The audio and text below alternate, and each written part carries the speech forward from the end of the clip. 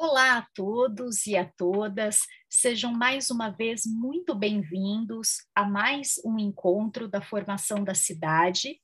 E depois de conhecermos e discutirmos o impacto da Lei 16.478, de 8 de julho de 2016, que institui a Política Municipal para a População Migrante, receberemos um convidado muito especial, cujas obras estão presentes nas salas de leitura, que é o querido escritor Ilan Brenman, a quem eu agradeço muito a disponibilidade de estar aqui conosco, de participar dessa conversa e poder falar de Refugiados, em especial, uma obra que nós sabemos faz parte também do leituraço desse ano. Eu vou fazer uma breve apresentação do Ilan, embora já seja muito conhecido, mas é uma história muito bonita a dele, então por isso gostaria muito de compartilhar com vocês. Nascido em 1973 em Israel, Ilan Brenman é filho de argentinos e chega ao Brasil em 1979, aos 6 anos de idade. De lá para cá, muita história aconteceu até que ele se tornasse um dos mais importantes autores de livros infantis do Brasil, ganhador de muitos prêmios e traduzido já em vários países. Tudo começou quando ele cursava psicologia na PUC São Paulo e foi lá que ele percebeu que a sua vida profissional não seria feita de ouvir as histórias dos pacientes. Ele queria contar histórias. O despertar da paixão pela literatura infantil e juvenil começou em 92, quando ele ainda trabalhava como estagiário num projeto de educação não formal e encantava as crianças contando história. Esta descoberta fez com que ele se apaixonasse pela literatura infanto-juvenil e, em 1997, ele ingressou no projeto Biblioteca Viva, da Fundação Abrinq, onde trabalhou por 5 anos na formação de educadores em creches e comunidades de risco e teve, neste período, contato com públicos muito diversos. Depois dessa experiência, ele continuou circulando pelo país, dando consultoria, assessoria na área de formação do leitor e também humanização hospitalar. O Ilan fez mestrado e doutorado na Faculdade de Educação da USP. Os seus trabalhos acadêmicos sempre defenderam uma literatura infantil e juvenil livre da ideologia do politicamente correto e com muito respeito à inteligência e à sensibilidade da criança e do jovem leitor. O Ilan já publicou mais de 60 livros infantis e juvenis, ganhou diversas vezes o selo de altamente recomendável pela Fundação Nacional do Livro Infanto-Juvenil, também ganhou pela FNLIGE 3 prêmios de melhor livro para criança, com a obra O Alvo, melhor livro de reconto, com 14 pérolas da Índia, além de melhor livro-imagem, em 2010, pelo Telefone Sem Fio, uma obra muito querida pelas crianças no espaço de leitura. Atualmente, o Ilan compartilha as suas reflexões sobre educação, cultura e vários outros assuntos na coluna mensal da revista Crescer, também na Rádio CBN, com boletins semanais sobre literatura e educação, e percorre aí o Brasil e o mundo dando palestras e participando de mesas de debate em feiras de livros, escolas, universidades, sempre tratando de temas contemporâneos nas áreas de cultura, família, literatura e educação. Então, como podemos ver, estamos aí diante de um grande nome da nossa literatura e, como eu disse, é quem temos a honra de receber. A obra do Ilan é riquíssima e poderíamos passar aqui dias conversando sobre ela. Mas hoje nós vamos nos concentrar na obra Refugiados, uma obra que foi publicada pelo Ilan Brenman em parceria com o Guilherme Karsten e que apresenta um dos temas mais difíceis da história da humanidade. De maneira muito sensível, o livro mostra situações de família em êxodo, o momento da saída do seu lugar de origem em circunstâncias muito difíceis e, em seguida, a sua chegada em um novo lugar. Cada família é recebida com hostilidade, com desconfiança pelos habitantes locais. E à medida em que as histórias acontecem, o autor mostra como nós, os povos, são duros em relação aos refugiados recém-chegados e que muitas vezes se tornam, gerações depois, aqueles que se veem obrigados a emigrar em situação vulnerável.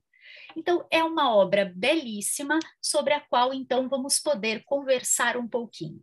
Então, Ilan, primeiramente, muito obrigada pela sua generosidade, por aceitar estar aqui conosco, conversando, nos fazendo compreender melhor essa temática da imigração.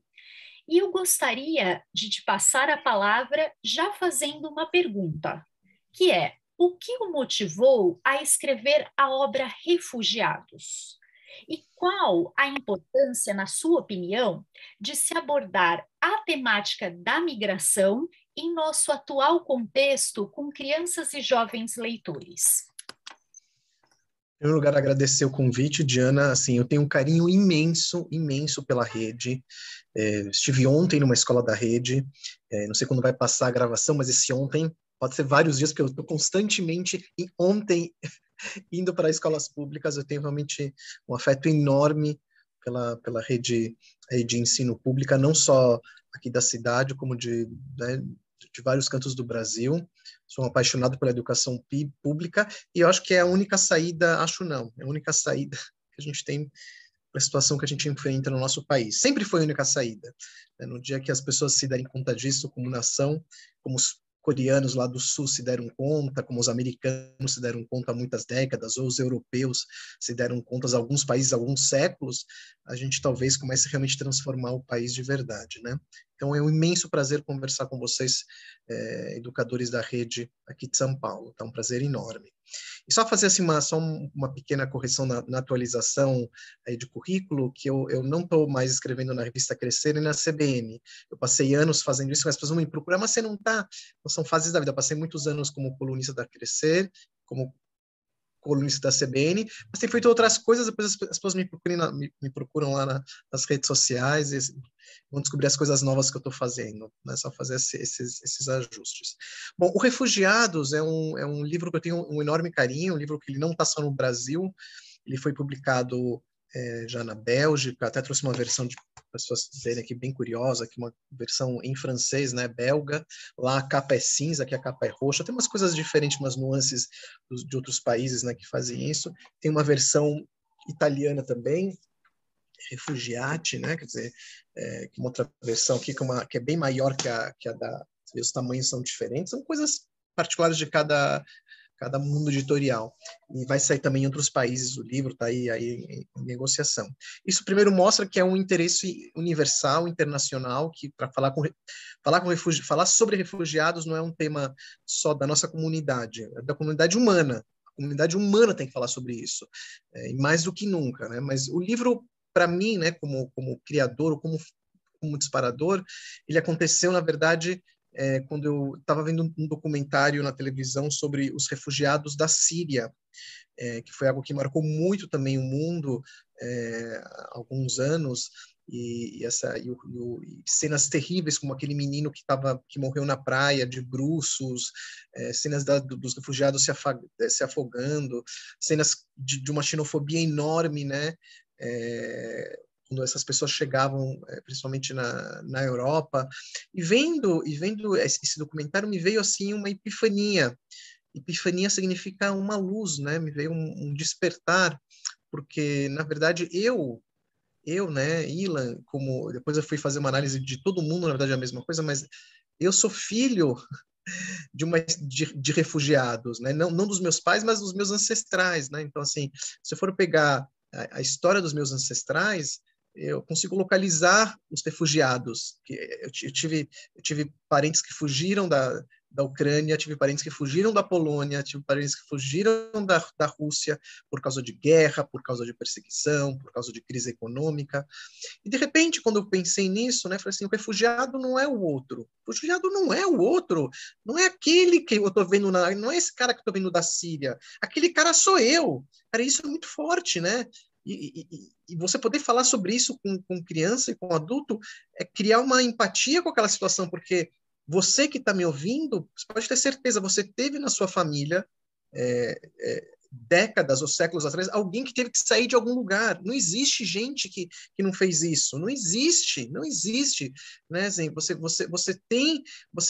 saiu, você veio da Espanha, você veio de Portugal, você veio da Itália, você veio do sertão do Nordeste e foi para um outro lugar. As tribos indígenas das etnias mais diferentes, elas não estão lá enraizadas o tempo inteiro. Se vier alguma ameaça, elas vão sair e vão se deslocar. Ou seja, todos nós, em algum momento, como família humana, como tronco humano, tivemos que sair do nosso espaço por causa de fome, por causa de guerra, por causa de perseguição, e assim vai. Então, eu comecei a pensar sobre essa cena na minha cabeça, vendo o documentário, e comecei a construir uma história onde as pessoas pudessem ter essa clareza de que não é o outro, e sim sou eu. E quando sou eu posso despertar e posso ter empatia e posso compreender, e o meu preconceito, a minha xenofobia, ela vai perder força, porque você está sendo xenofóbico com você mesmo, porque seus tataravós também passaram por isso. Então o livro vai nascer assim. Ele nasceu de uma forma que eu fui escrevendo ele, mas de repente me deu vontade de que aquilo virasse só um texto de imagem. Porque como que eu estava vendo aquelas imagens e as imagens eram muito fortes, eu falei, eu quero um texto de imagem, mas eu não ilustro. Aí eu chamei o Guilherme para se juntar na parceria. Ele cresceu muito o projeto, como sempre, quando você faz as parcerias, ele trouxe muitas contribuições para o roteiro que eu tinha montado. E tem algumas nuances nos livros, no livro que não sei nem se eu conto ou não, posso também estragar, mas também posso contar também. Vocês podem depois falar com as crianças, né? Se você quer contar ou não. Mas, por exemplo, a passagem das famílias, né? São famílias que vão passando, né? De décadas, de gerações. São sempre uma mesma família que tem descendentes, e a descendência dessa família é comprovada pelo colar. O colar, a família que foge sempre tem um colar, que é o colar de Maat.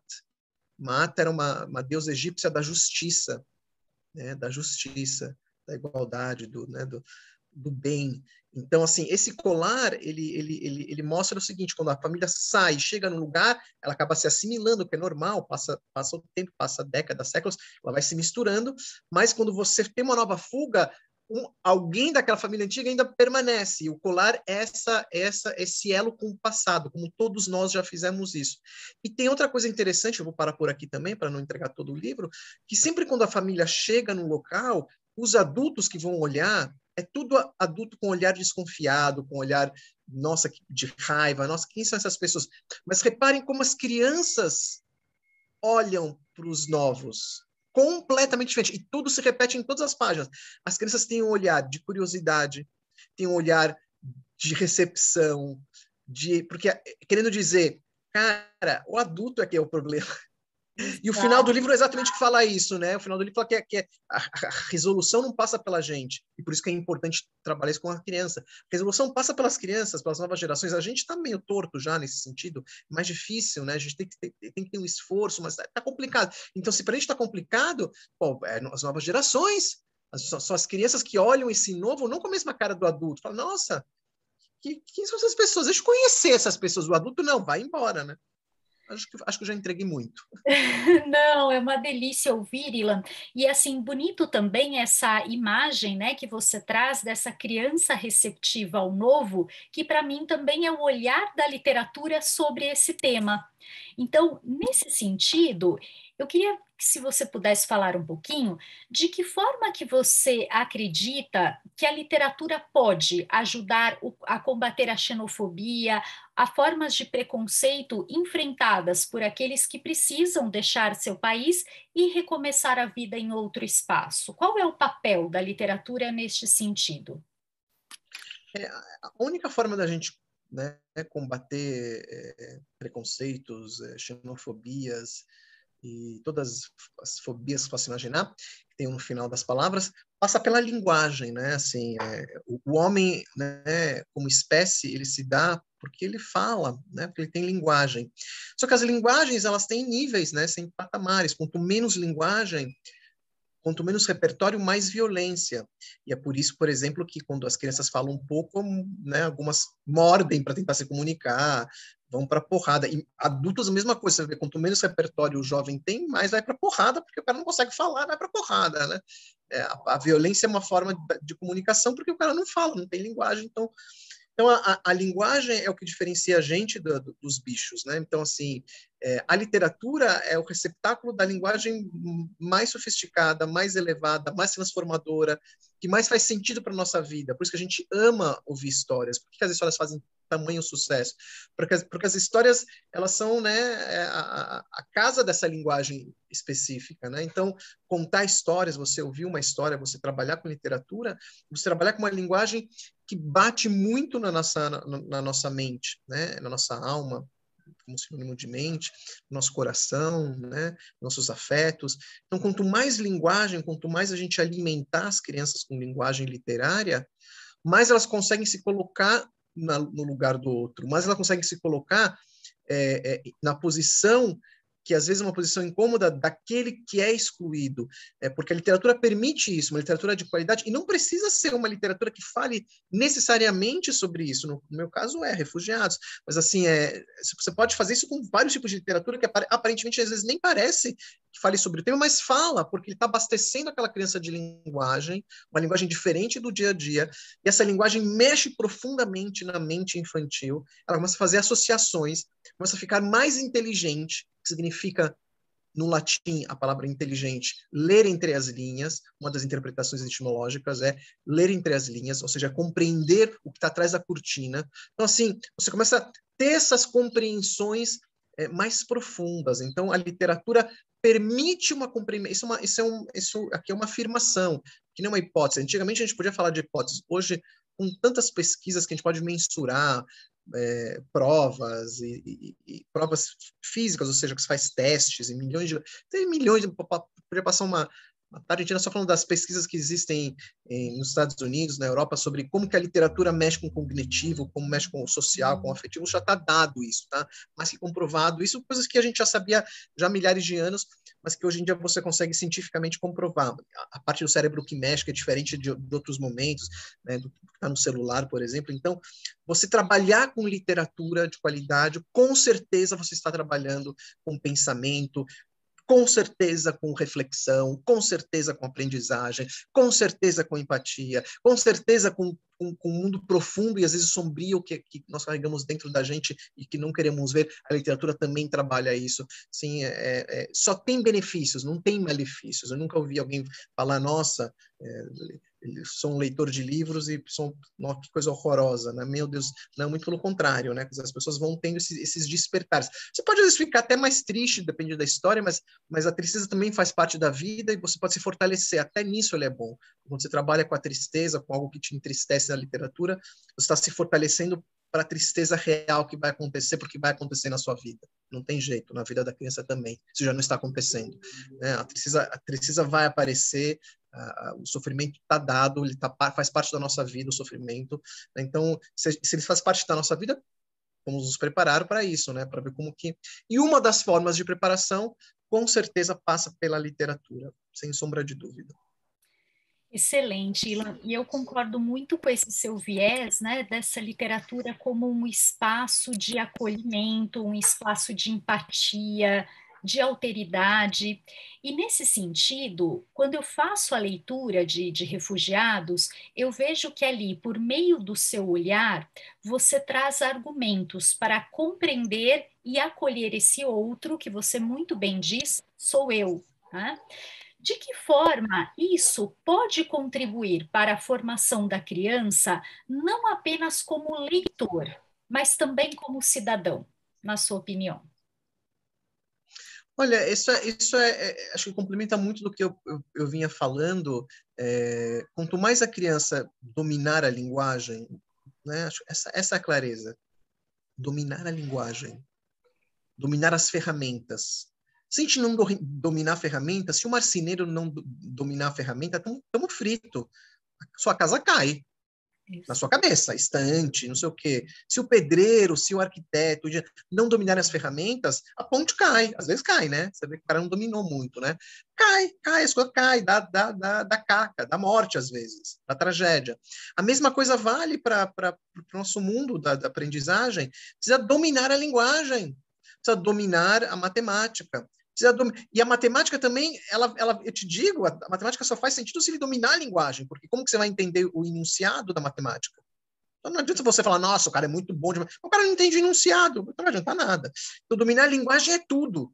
Então, quanto mais a criança dominar a linguagem, mais ferramentas ela tiver de domínio, mais clareza ela vai ter da sociedade que ela vive, mais clareza do seu entorno, mais clareza do seu mundo interior, né? Ela vai poder entender o que está acontecendo e poder agir sobre isso, que também é muito importante, né? E quanto menos linguagem, mais escravidão, que muitos querem isso, na verdade, né?